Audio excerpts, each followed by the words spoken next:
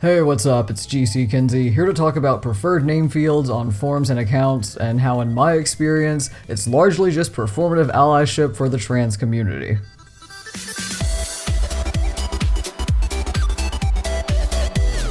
If the name you use in your day-to-day life is different from the one on your legal documentation and you don't want anyone using your legal name, then you probably know all about the need for a preferred name field on paperwork. And this can be true whether or not you're trans, right? There are plenty of people who don't like their legal names and go by a preferred name or a nickname instead. It's pretty common for artists to release their work under a preferred name, especially the more famous they are. And sometimes it's necessary to use a preferred name for safety reasons like avoiding a stalker. Unfortunately, that's even more important now in the digital age where stalking and doxing are easier than ever. But even with all these other examples, even though from a sheer numbers perspective there've gotta be way more cis people using preferred names than trans people, most of society tends to associate the idea of legal versus preferred names with the experience of being trans. This is relevant. There also tends to be an overwhelming expectation that if you're trans, your preferred name is just a temporary stopgap, something that you use until you get your name changed through the court system, and then your preferred name becomes your legal name.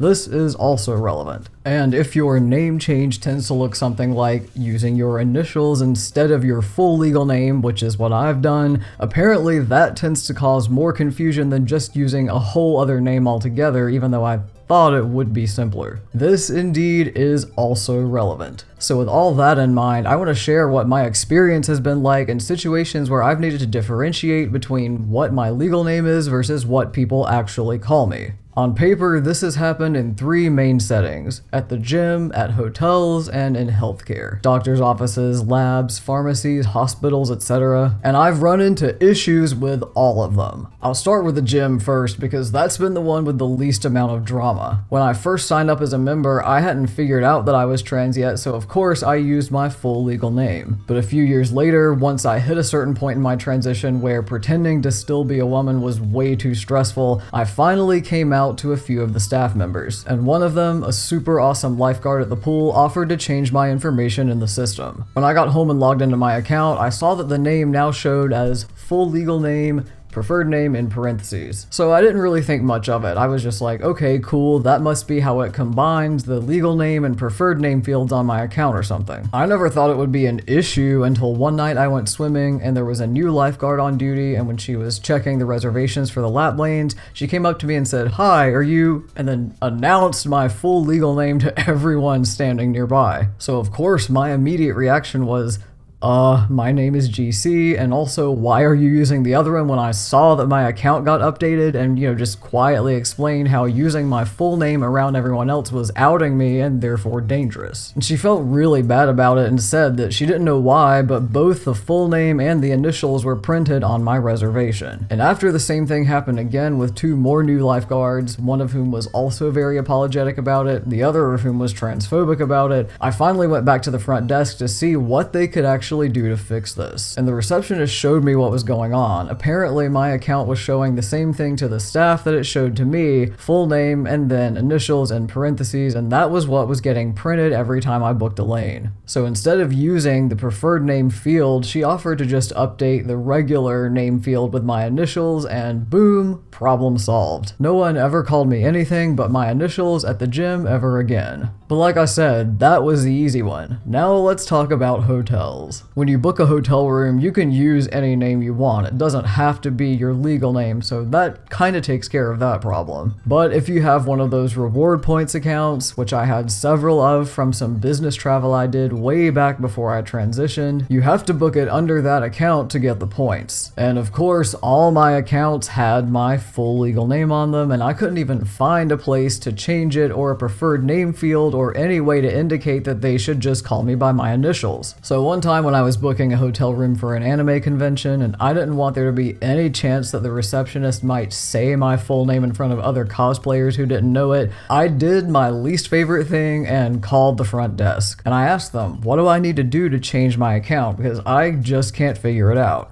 As it turns out, you can't. And not just at that particular hotel chain, this was a universal issue I encountered at every hotel where I had a rewards account. Most of them had no preferred name field, but even the ones that did had no way to guarantee that they wouldn't still call you by your full legal name, unless you submitted documentation showing proof of a name change through the court system, which in my case does not apply. So when I explained the situation and asked, how do I guarantee that people looking at this account are going to use my initials instead of my full name, they told me you'd have to make a whole new account. And no, you can't transfer over your points from the old one, by the way. So I grudgingly made all new accounts for all the hotel chains where I had reward points, and thank my lucky stars that there weren't enough points saved up that I lost a free night stay or anything. But come on, y'all, there's got to be a better way, am I right?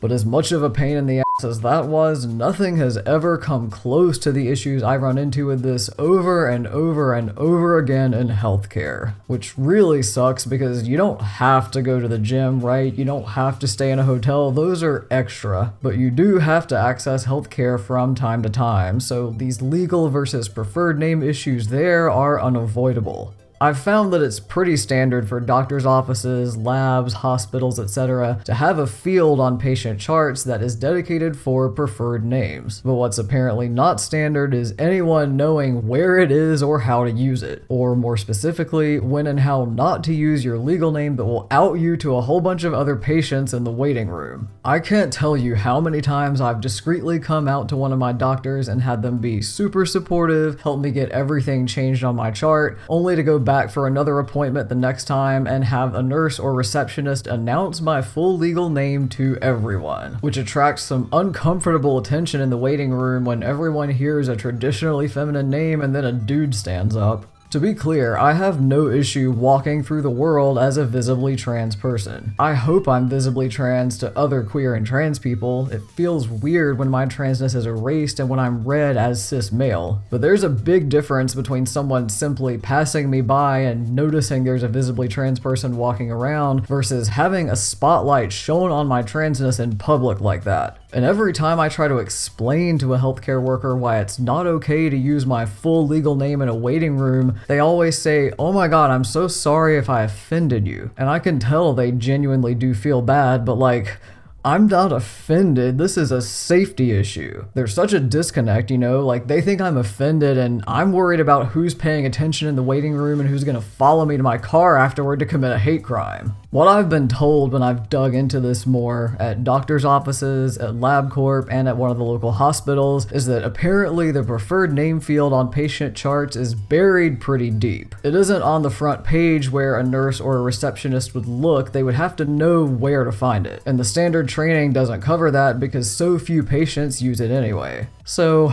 okay, several questions that came to mind once I found that out. Why is it not part of standard training to look at the preferred name field first? If that's the name that patients prefer to be called, then shouldn't that be the #1 place where healthcare workers are trained to look? What's up with the major design flaw of burying the preferred name field so deep in the chart? Doesn't it make more sense to have that at the top and then bury the legal name so that way it's there in case you need to cross-check it for insurance purposes or something, but otherwise no one would actually use it? And if this is how the preferred name field works, what is even the point of having one there in the first place? The best guess of an answer I could come up with was, it's performative allyship. It's an easy way for a provider to look like they're trans-friendly. Oh, of course we support our trans patients. Look, we put a preferred name field on there and everything. Without actually putting any real effort into making it work the way we need it to. Without actually thinking through all the ramifications. As soon as I explain it, they're like, yeah, you're right, that field really should be at the top. It's too bad we can't change it though, that's just how the computer is. And here's the thing about that. I work in tech. I know that's just how the computer is means nothing because all technology, including computer systems, can be changed. A user interface can be updated if people care. It can be designed better in the first place if people care. Unfortunately, they just don't. They don't care about trans people enough to design things logically. They really don't care about trans people enough to spend the money it takes to fix an existing design issue. They would rather just look like they care by offering the bare minimum and calling it good enough. So then that begs a couple more questions. Why aren't more cis people pushing back when they run into the same exact kind of issues that I run into? Because like I said up front, from a sheer numbers perspective, cis people have got to be using the preferred name field more than trans people are. And for some cis people, it's just as much of a safety issue as it is for us, so what gives? And if I'm right about preferred name fields being a kind of performative allyship for trans people, then what does that say about the kinds of design issues I've run into? Particularly in healthcare, with patient charts burying that field so deep, but also with the gym displaying the legal and preferred names side by side, or with hotels making me create entirely new accounts. Are those actually design flaws, or are they meant to be a feature, not a bug? Were preferred name fields designed like such an afterthought on purpose so that if the tide turned from social acceptance of trans people to social shunning and hate, it would be nice and easy to erase them? I really don't want to think that way, but in this current political climate, both here in the US where I live and in many other countries around the world, I kinda can't help it. The recent massive rise in trans visibility has been followed by such backlash and such calculated, manufactured hate from conservatives who now have a major power advantage that I just can't help but wonder. I want to believe that when I say most cis people really don't care about us, it's more in the live and let live kind of sense and not in the sense of they want us gone. I'd like to think that most people will still be respectful and still feel bad about it if they accidentally call me by the wrong name or misgender me just like they always have. I don't want to read transphobia into situations where it doesn't actually exist, but that's unfortunately getting harder and harder by the day, so now is where I want to turn things over to you and get an idea of what you think. If you've used a preferred name field on any kind of paperwork, what has your experience been like? Do people actually respect it, or do they just use your legal name anyway?